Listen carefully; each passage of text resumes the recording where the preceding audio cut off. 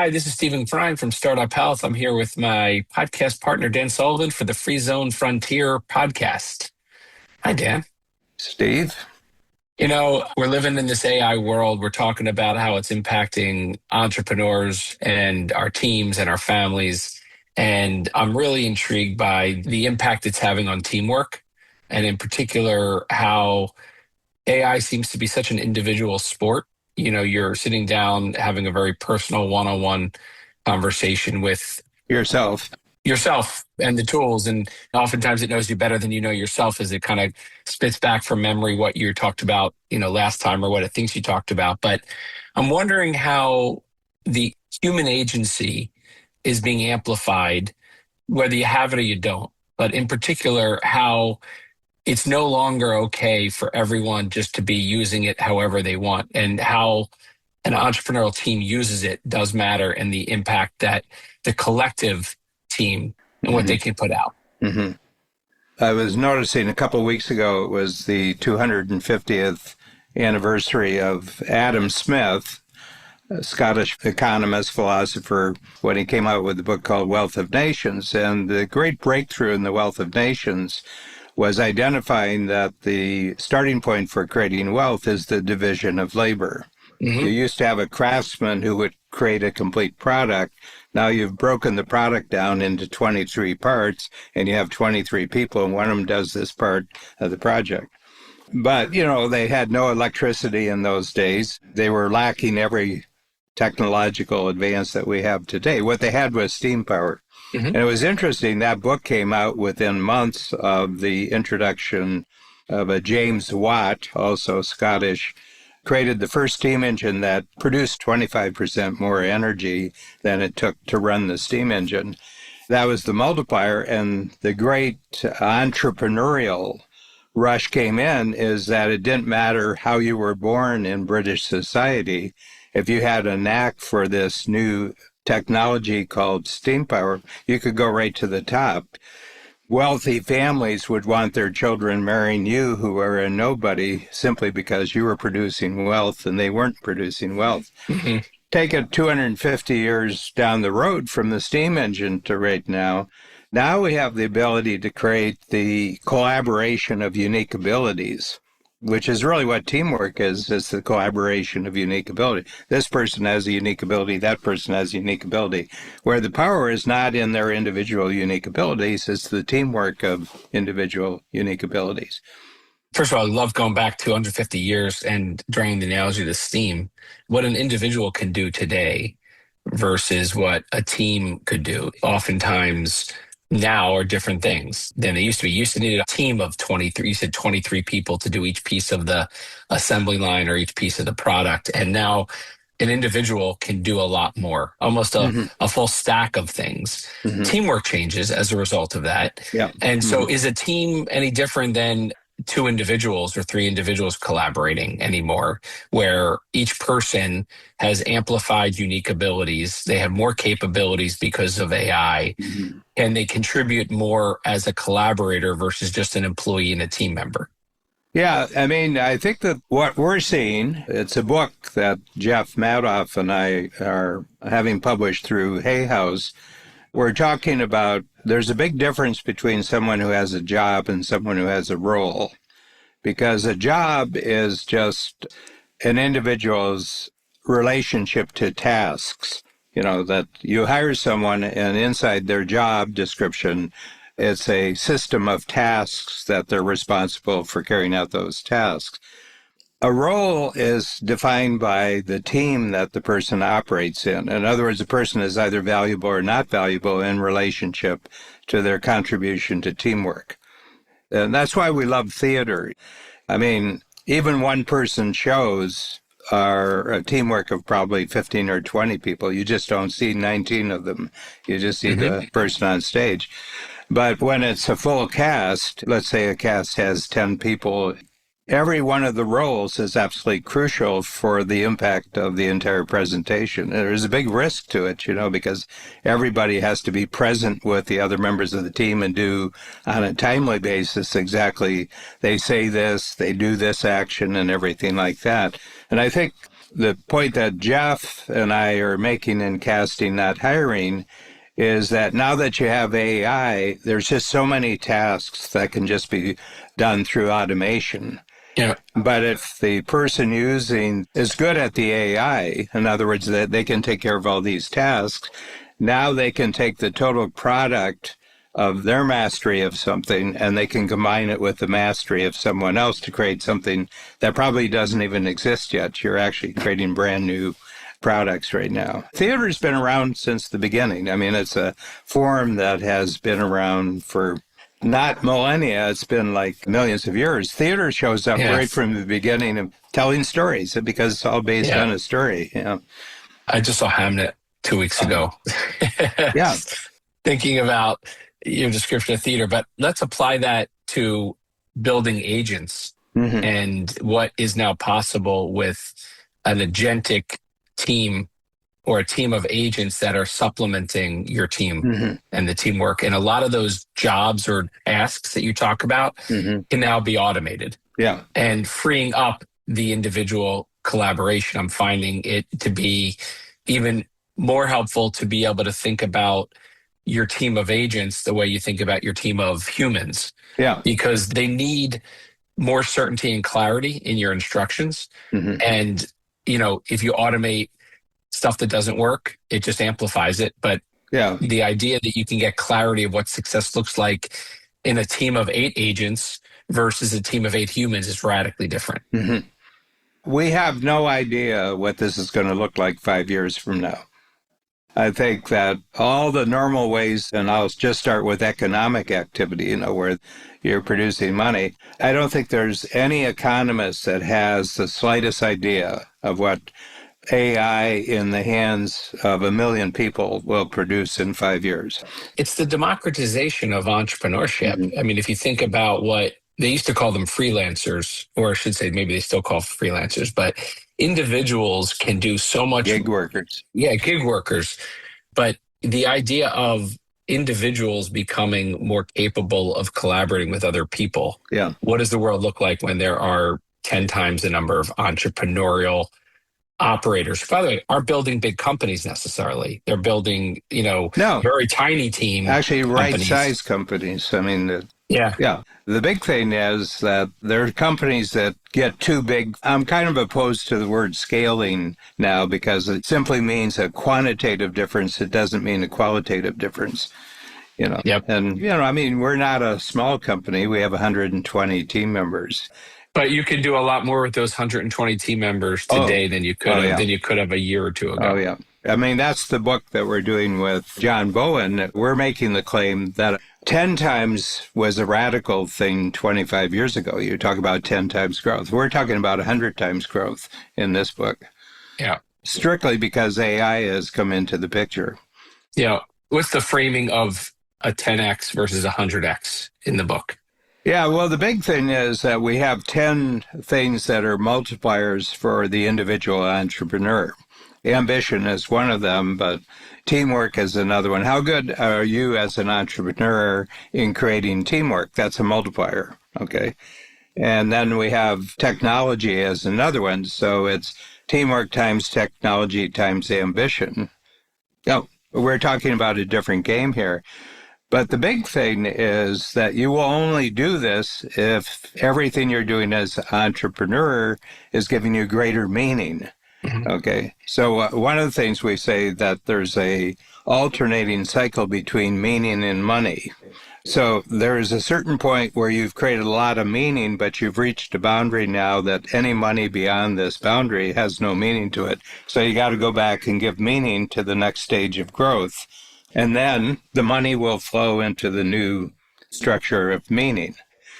I was reading some articles about Warren Buffett. They were saying, well, who's the next Warren Buffett? And I said, well, there was only one, and there's only going to be one, because all of his success that we know him for happened after 65 years old. Yep. He had a 45 years before that when he was just creating structures that kind of agreed with each other, and then it started showing up.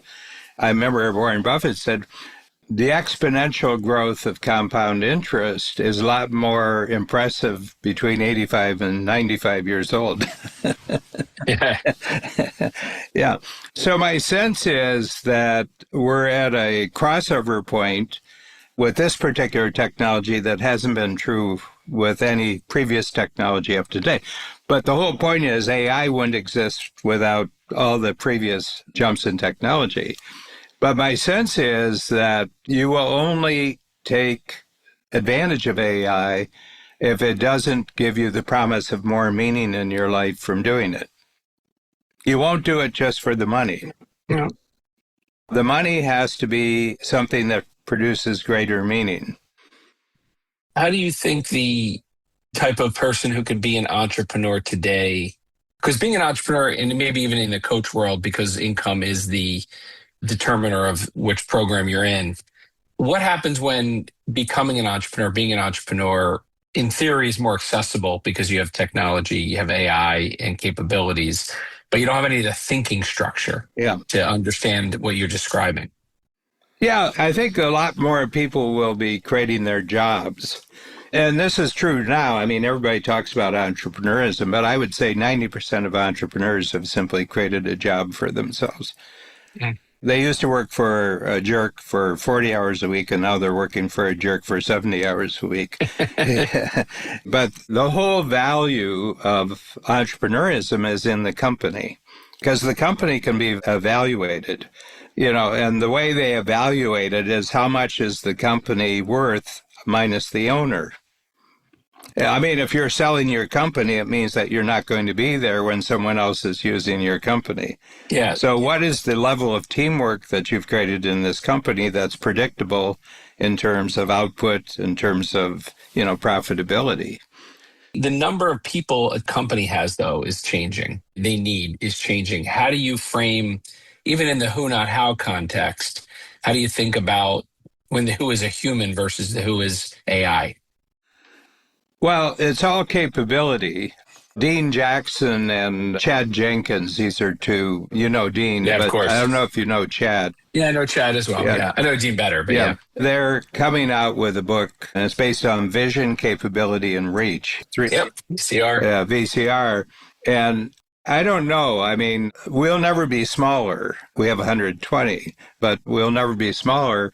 And the reason is that the structure of the workshops and everything else, there's an enormous amount of impersonal teamwork. Yeah, your front stage is very key to the whole. Yeah, and we see ourselves as a combination that we're in the theater business and we're also in the hospitality business. Mhm. And I said, that the way people get treated when they come to the workshops is the thing that they value most. I mean, they do their thinking and they do their cross fertilization with other, but they're treated so well when they come. The food is good, like it's not cold cuts on Wonder Bread, when you come to coach. But the big reason is that they're comparing what they get. First level is 15,000, second level is 25,000, third level is 50,000, and probably it'll increase over the next couple of years. And my sense is they're not comparing us to other coaching programs. They're comparing us to other things that they write 15,000, 25,000, and $50,000 checks. Mhm. And it's what is the quality of the experience that you're getting with that? And my sense is, I follow the message of the Four Seasons Hotel. The Four Seasons Hotel is run on a system that's called systematize the predictable. And I would say systematize means automate the predictable so you can humanize the exceptional. So you make every part of your company, front stage and backstage, geared to the front stage. In other words, that everything is thought through. What is this person's experience going to be when they stay in a Four Seasons hotel? And that's what we preach. Mhm. But then you have some numbers. So right now we've exceeded 1,000 new registrations in a year, and now our goal is 1,200 registration. And we're going through the entire company, and we're analyzing how everybody's activities contribute, going from 1,000 registrations to 1,200 registrations. Mhm. Some of it is human teamwork, and some of it is AI. When you look across the team, if you were to think about how many are really operating AI first and how they think and how they show up, versus AI second. The difference being AI first, where they're really starting the problem solving or the opportunity capturing or whatever they're trying to work on, with AI helping shape their thinking versus just putting their thinking through AI. So AI first versus AI second versus analog. Like, do you have anybody not using AI anymore? I mean, not using AI at all to do their job, or is it mostly AI second, AI first people? I think we have some jobs that people aren't using AI. Things like reception. And now receptionists are not receptionists for too long.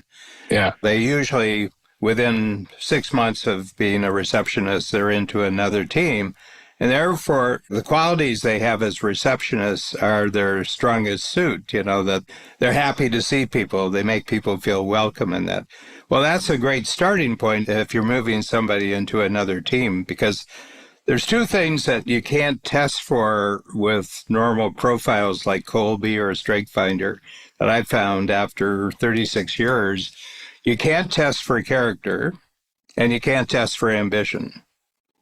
Yeah, you can measure ambition. Using an ambition scorecard, you don't think you can get a sense Well, you don't know where they are in relationship to their ambitions. without spending time? Yeah, Yep. without Yep. spending time. But measuring about their contribution to teamwork, first of all, it gives you a real read on their character. I mean, how are they inside the team? Well, that's a character. Are they Yeah. Yeah. Yeah. dependable? Are they cooperative? Are they encouraging? Those are character issues. Yeah. It's interesting. I'm very intrigued by the supplement of agents and AI to a team's chemistry. Mm-hmm. And I feel like there is in this conversation around AI first, AI second, or analog, or on the top end, AI native. I think teams are not just made up of people anymore. Mm-hmm. Those questions around how you're testing for it changes, what you can test for, what you can't. But are humans in competition just with other humans for that? Or is there now a whole new level of responsibilities and roles within companies that are now delegated to AI Yeah. that need to be hired and trained and upskilled in the same way, but Yeah. they don't come with any of the different levels of ambition?